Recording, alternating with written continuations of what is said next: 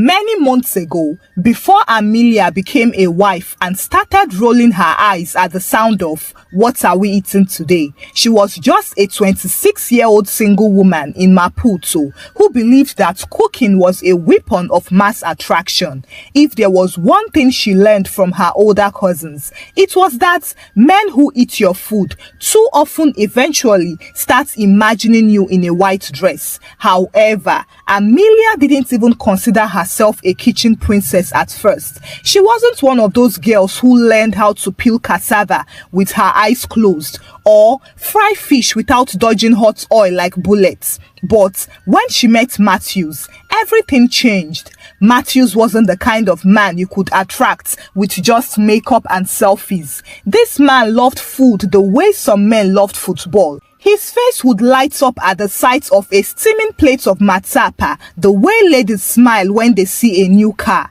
He was 32 and his life was as steady as a tree planted near a river. He worked as a project manager and came home every day covered in the dust of construction sites, looking like a man who needed both a bath and a hot meal. And Amelia, with her sharp mind, thought, this one, if I cook for him, he will never escape. So, she launched her plan one Saturday. Amelia invited Matthews over, pretending it was just a casual lunch. But what she prepared was far from casual. She spent the entire morning sweating in her tiny kitchen, pounding garlic, grinding peanuts, slicing vegetables, and muttering under her breath, "This man must propose after tasting this matsapa."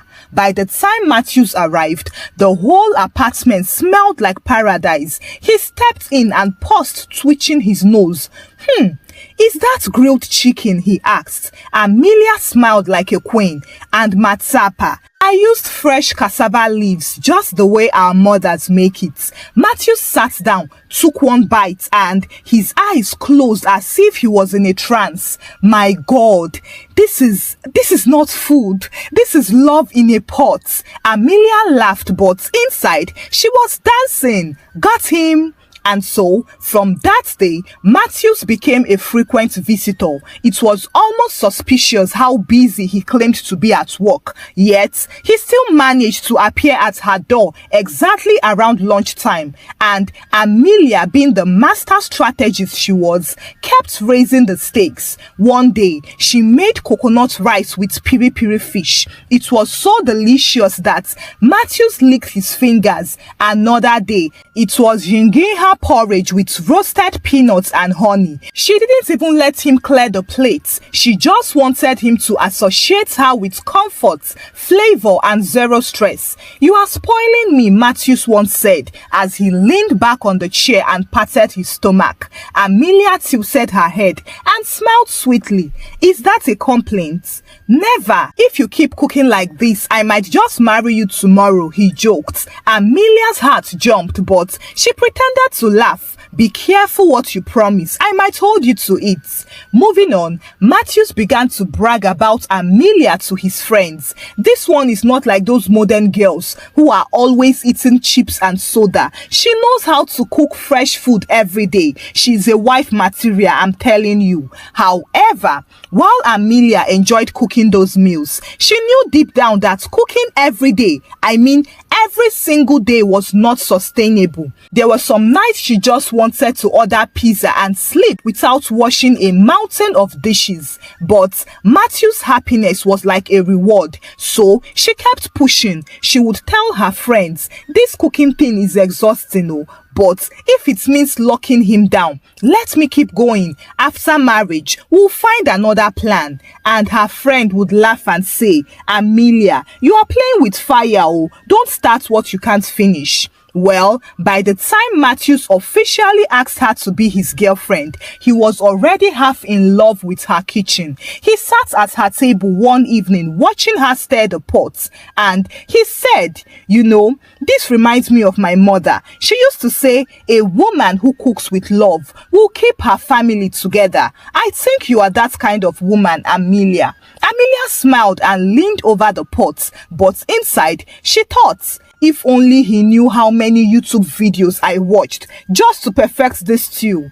As a result, when Matthews decided to propose, it wasn't a sudden decision. It was the logical conclusion of many plates of perfectly seasoned matsapa, grilled chicken that tasted like heaven, and coconut rice that could win cooking competitions. One Friday evening, he sat at Amelia's dining table watching her fry fish, and the smell was so good that he nearly cried. He told himself, if I don't propose now, some other man will come, eat the same fish and steal her away. So he cleared his throat. Amelia.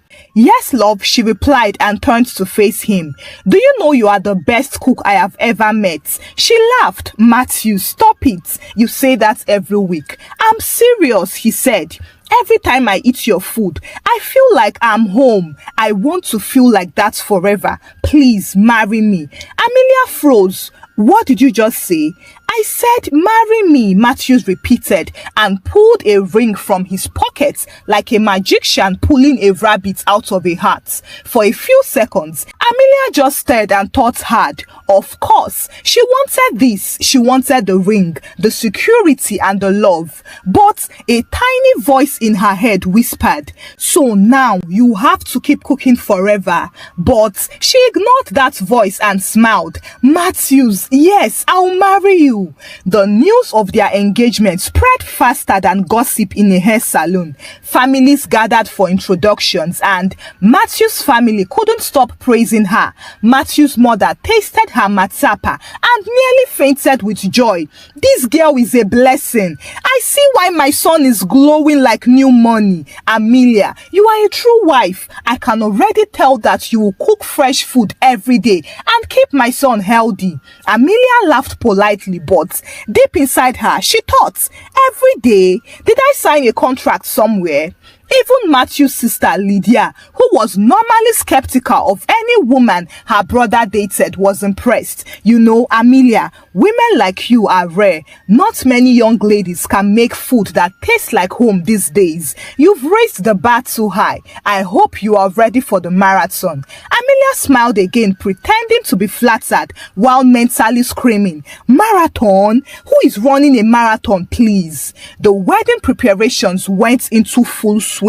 The Lobola negotiations were a drama of their own, with uncles arguing over how many goats were appropriate to show respect, while Matthew's father proudly said, for a woman who cooks like this, even 10 goats are cheap.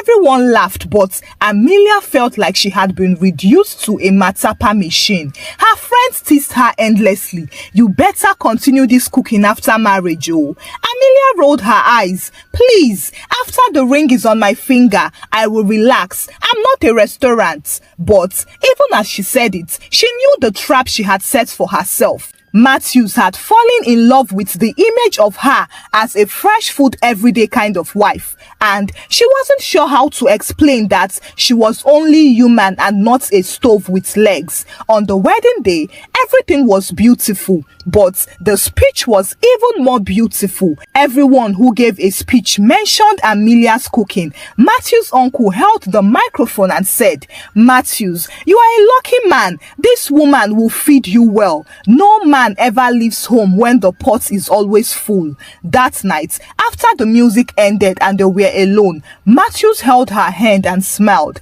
I can't wait to build a life with you, a home with love, laughter, and always fresh food, just like you've always given me. Amelia smiled, kissed him, and said, of course, love. But inside her, she said to herself, we'll see. I'll cook sometimes, but every day, we'll see about that. The first few weeks of marriage were sweet like fresh honey. Amelia cooked every day, not because she still enjoyed it, but because the honeymoon glow was still there. And Matthew's happy, grateful smile was worth the effort. Every evening, he would come home, remove his dusty boots from the construction site, and say with a grin, what's cooking, my queen? and Amelia, with her apron tied like a domestic goddess, would present him with plates of fragrant coconut rice, spicy grilled fish, or creamy peanut stew. Matthews would eat like a king, lick his fingers, and then lean back on the chair and sigh. "This is why I married you. You are not just a wife, you are my home." Amelia would smile sweetly, but inside her mind, she was thinking, "Home or not, I am getting tired of standing in the kitchen as if I am in a war front." And then one Wednesday, it happened. Amelia had spent the entire day working on a big presentation for her office, and by the time she got home, she was so tired that she felt like her bones were melting. The thought of chopping onions made her want to cry, so she opened the fridge, saw some leftover matapa from 2 days ago, and thought, why not? Food is food. She reheated it, made a quick salad, and sat down just as Matthews walked in. "What's cooking, my queen?" he asked and kissed her cheek. "Matapa," she replied casually. "Again?" Matthews raised an eyebrow. "Didn't we eat that on Monday?" "Yes, but it's still good," she smiled. "Leftovers are even better the next day. They have character."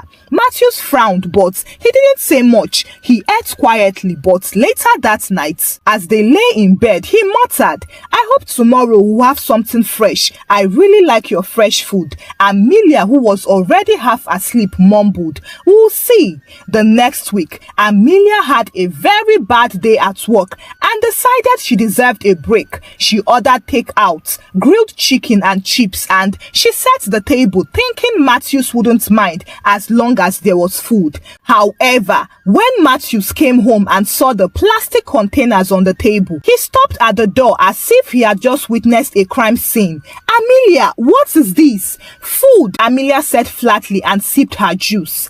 "This is not food. This is betrayal," he said dramatically, holding up a chip as if it was evidence. "My wife, the woman who made me fall in love with Matsapa, has reduced me to take away chicken." Amelia laughed so hard that she nearly choked on her drink. "Matthews, stop being dramatic. It's just one day." "One day," he said, holding his chest like a man whose heart had been broken. "This is how it starts. First, chips, and then we'll graduate to noodles. I didn't marry for fast food, Amelia." As if the situation wasn't bad enough, Matthew's sister Lydia came visiting that weekend. She opened the fridge, saw nothing but cold drinks and leftover takeouts, and she raised her eyebrow so high that it could have flown off her face. "Amelia, what happened? This is not the same woman who used to cook like a professional chef when she was dating my brother." Amelia forced a smile. "I'm just adjusting to marriage life." Lydia smirked. "Adjust well, oh, because my brother loves food more than he loves football." Unfortunately, the situation got worse one Friday night when Matthews came home expecting a feast after a long week, but all he found was bread and tea on the table. He blinked and looked at the table as if it had betrayed him. "Amelia, what is this?" "Dinner," she replied while sipping her tea calmly. "Dinner? This is what I eat when I'm broke, not when I'm married." "Then go marry a restaurant," she shot back and slammed her cup down. Matthews froze. His eyes widened as he was clearly not used to such fire. "What did you say?" "You heard me, Matthews. I am not your personal chef, Matthews. I work too. I can't cook fresh food every single day like a robot." After the bread and tea disaster, Matthews felt like a man under attack. The once magical kitchen that made him feel like a king had now turned into a battlefield, and he couldn't stop thinking about how things had changed. To make matters worse, his sister Lydia decided to pay another friendly visit just when things were really heating up. Lydia was the type of sister who believed that her brother's happiness was her personal responsibility. So, when Matthews casually mentioned during a phone call, Things are not like before. I miss fresh food. Lydia took it upon herself to show up on Saturday morning, armed with judgment and a sharp tongue. The moment she stepped into the kitchen and saw a bowl of leftover noodles sitting on the counter, she screamed so loudly that Amelia nearly dropped the spoon in her hand. "What is this?" Lydia asked. She picked up the bowl and stared at it as if it were some evidence of a serious crime. "Noodles," Amelia replied. "Noodles? From Matthews, my brother? The same man who used to eat home-cooked coconut fish twice a week when you were dating him? This is what marriage has turned into now?" Amelia's face tightened, but she forced a smile. "Lydia, I work too. I can't cook as if I'm running a restaurant every day." Lydia shook her head dramatically. "My dear, you started it. Nobody forced you to serve him matsapa every day when you were trying to win his heart. You showed him fire, and now he expects fireworks. This is why I tell women every time, don't start what you cannot finish." Matthews, who had been eavesdropping from the living room, stepped in like a man trying to defend his honor. "Amelia, it is not about running a restaurant. It is about love. You know I like fresh food. You knew it when we started dating." Amelia lost it at this point. "Matthews, please, don't start. I am tired. Fresh food every day? What am I, a chef at a 5-star hotel?" Lydia cut in. "Well, this is marriage. A man needs to feel cared for, especially through his stomach." Amelia turned to face Lydia. "And what about my stomach? Who cooks for me?" Matthew blinked. "This is not about you. It is about us." "No, Matthews," Amelia snapped. "It is about your unrealistic stomach that thinks it married my matsapa and not me." Later that evening, Lydia pulled Amelia aside with a sly smile. "Look, I know you are tired, but you need to know that men love consistency. My advice for you is to find a trick. Make different big pots of food and just keep warming it. He doesn't need to know it's the same thing." Amelia raised an eyebrow. "So I should deceive him?" Lydia shrugged. "It is better than feeding him noodles. Do you know the kind of family you married into? My brother thinks a woman who doesn't cook is a disaster waiting to happen." Amelia didn't reply, but that night, while lying in bed, she stared at the ceiling and thought, "I am not a robot, but if I don't find a plan, this food drama will destroy my marriage before it even starts." The next day, Amelia went to visit her friend Rosa, who was dramatic and believed in living life on her own terms. "Girl, forget that man's stomach," Rosa said. "Do you think I cook for Paulo every day? Never. He eats what he sees. Sometimes I even make him eat cereal for dinner. You need to stop spoiling Matthews. Show him you are not a kitchen slave." Amelia laughed but shook her head. "Rosa, this man is obsessed with fresh food. If I try that, he will pack his bags and go live with his mother. Then let him go." Is it food that is marrying you or Matthews?" Rosa exclaimed dramatically. Well, the conversation only made Amelia feel more conflicted. She wanted to please her husband, but she also wanted to keep her sanity. That evening, Matthews came home expecting his usual warm welcome, but Amelia, who was still annoyed by Rosa's advice, served him plain bread and tea again, this time without even pretending it was a proper meal. Matthew stared at the table, then at her, then at the table again. "Amelia, are we rehearsing poverty?" he asked. "If you don't want bread, go and cook. The kitchen is open," Amelia shot back. The silence that followed was so thick that even the bread felt awkward. By now, the tension in the house was no longer something that could be ignored. Every time Matthews walked through the front door, his eyes would move to the kitchen like a man checking if his kingdom was still in order. And every time Amelia saw that look, her blood pressure would spike. It felt as though her worth had been reduced to whether or not there was a steaming pot of matsapa waiting for him. But the real fire began on a Sunday evening. It had been a lazy day for Amelia. She decided to take a break from cooking and spent the afternoon binge watching telenovelas while eating leftover chips. The kitchen was empty and the sink was piled with dishes from the night before, but she had no intention of of lifting a finger. Then, around 5 p.m., she heard a loud knock at the door. "Amelia, Matthews, it's me." Amelia froze. It was Donna Isabel, her mother-in-law, the one person she did not want to see her kitchen looking like a construction site after a storm. She scrambled to the door. Why today of all days? When she opened the door, Donna Isabel stood there with a big smile and 2 baskets of fresh vegetables.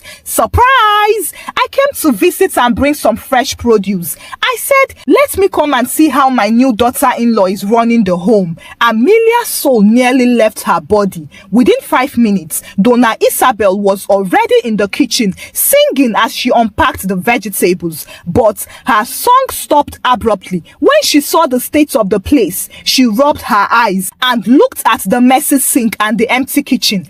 "Amelia, where is the food?" Amelia smiled nervously. "Mama, I was just about to start cooking." "Start cooking? At 5 p.m. on a Sunday? What has my son been eating all day?" Before Amelia could answer, Matthews walked in and greeted his mother. But the smile on his face vanished when she shot him a look that could curdle milk. "Matthews, when I left you in this woman's hands, I thought you would be eating fresh meals every day.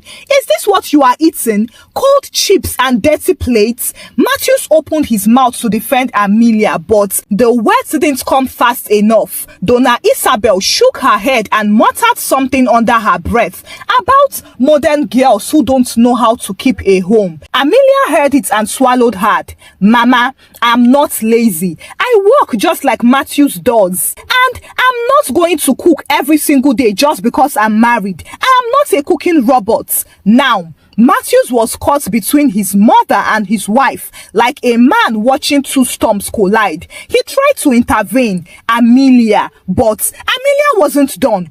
"Everyone keeps acting as if my only purpose here is to stand over a pot and stove. What about me? What about my own life?" Donna Isabel looked stunned.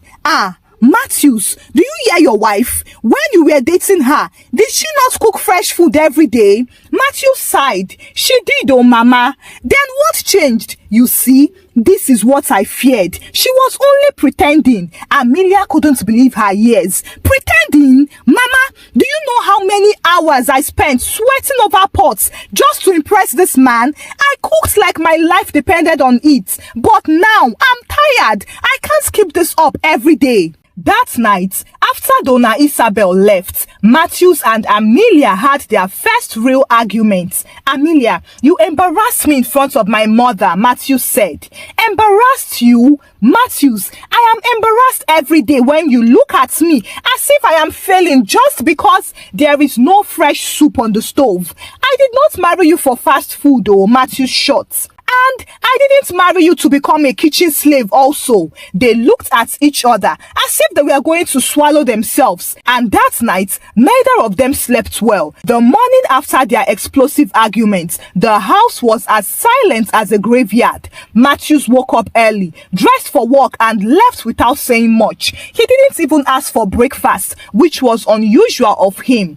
Amelia lay in her bed, staring at the ceiling, feeling both angry and guilty. She hadn't meant to embarrass him in front of his mother, but she was tired of being expected to cook every single day, as if marriage came with a food timetable. By the 3rd day, it became obvious that Matthews had taken a stand in his own way. He started eating everywhere but at home. When Amelia asked what he had for lunch, he would casually reply, "Oh, I stopped by Lydia's place. She made chicken stew. Very nice, by the way." He said it with the kind of exaggeration that made Amelia's blood boil. Amelia decided she wasn't going to chase him. If he wanted to eat elsewhere, fine. She would also take care of herself. And so, that week, she ordered takeout almost every night and enjoyed the freedom of not sweating in the kitchen. One evening, Matthews came home and sniffed the air. He frowned. "What is that smell?" "Fried fish," Amelia said sweetly. "Fried fish? From where?" "From Rosa's kitchen. She sent me some." Matthew's face changed instantly. "You went to Rosa's house?" "No, she brought it here." "What is wrong with that?" Matthews folded his arms. "That girl, Rosa, Rosa, that girl that doesn't respect marriage, you better not start learning her ways. Amelia burst out laughing. Oh, so when you eat Lydia's food, it's okay. But when Rosa sends me fish, it's a problem. The next day, Rosa visited and found Amelia sulking on the couch. What's wrong now? Rosa asked. It's Matthews, Amelia said. He's punishing me by eating his sister's food every day. Imagine, as if I am begging him to eat here. Rosa rolled her eyes. Girl, you need to stand your ground. Let him eat wherever he wants. In fact, invite me over tomorrow. We will both eat pizza in front of him. Rosa, do you want to start a war in my house? Amelia asked. War? No, this is strategy. Men need to see that you have options. You are not their chef. And so, Amelia stopped cooking altogether. She ate out with Rosa, who happily documented their meals on social media, tagging Amelia with captions like, "Modern wives know their worth." Matthew saw one of the posts and nearly choked on his lunch. He called Amelia immediately. Amelia, you are out there eating shrimp while I am here eating dry rice from the cafeteria, he shouted over the phone. Amelia laughed. Well, you chose to eat at the cafeteria, didn't you? Enjoy your rice in peace, husband. Unfortunately, the situation didn't get any better. Now, they barely spoke to each other except for the occasional polite "pass me the soap" that sounded more like "I don't want to see your face." Matthews began coming home late, claiming work was keeping him busy, while Amelia pretended not to care, even though she kept checking the door whenever the clock struck 8 p.m. They continued this way until the day Amelia's mother, Mama Teresa, decided to pay a visit. The moment the woman walked into the house and saw the frozen atmosphere, she knew something was wrong. She faced them and asked, "What is this silence? Did someone die here, or are you two practicing for a horror movie?" Neither Matthews nor Amelia answered her. They just exchanged awkward glances like two children caught stealing cookies. Mama Teresa shook her head. "Matthews, you are looking thinner. Is Amelia not feeding you? Or are you now eating like a bachelor who survives on bread and tea?" Matthews opened his mouth to answer, but Amelia caught him sharply. "Mama, don't start. He's the one acting like the kitchen is the entire marriage contract." Matthews snapped. "Mama, I married a woman who used to cook me heaven on a plate, but now she's giving me noodles and cold bread." Mama Teresa turned to her daughter suspiciously. "Amelia, my daughter, is this true? Did you bribe this man into marriage with matzapa and then switch to take out?" Amelia threw her hands up. "Mama, I am tired. Cooking every single day is too much. I have a job. I have my own life, and I am not a cooking machine." Mama Teresa sat down like a judge in court and said, "Both of you sit." They obeyed and sat like guilty students. "Now listen to me," she began. "Amelia, you can't start a relationship with fire and then decide to give him smoke. You cooked your way into this man's heart, and now you want to retire from the kitchen like an old soldier. That is not fair." Amelia pouted. "Mama, but I can't." "No, listen to me," Mama Teresa declared. "Marriage is not about pretending. If you knew you didn't want to cook every day, you should have shown him your real self from day one. Now, the poor man thinks you turned into a new person overnight." Matthews tried not to smile, but he failed.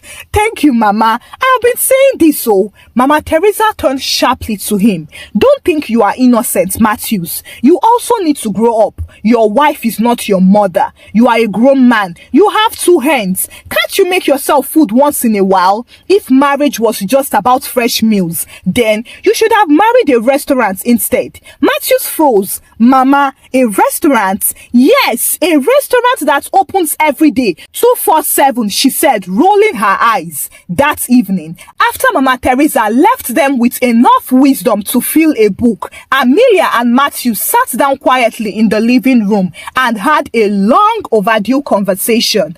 Amelia Amelia began, "Matthews, I love you, but I can't keep cooking like I did when we were dating. I did it to impress you, yes, but now I need balance. I can't come home tired from work and still be expected to cook every day." Matthew sighed, "Amelia, I am not asking for 5-star meals. I just want to feel cared for. When you used to cook, it wasn't just about the food, it was about how much love I felt in every plate." Amelia looked at him and her face softened. "I do care. I just don't want to feel like my worth is tied to pots and pans. I am your wife, not your chef." Matthew smiled and reached for her hand. "Okay, what if we compromise? You don't have to cook every day, maybe 3 or 4 times a week. The rest of the time, we can eat out, or I can cook. But please, let me still taste your matapa once in a while. That's what made me fall in love with you." Amelia laughed.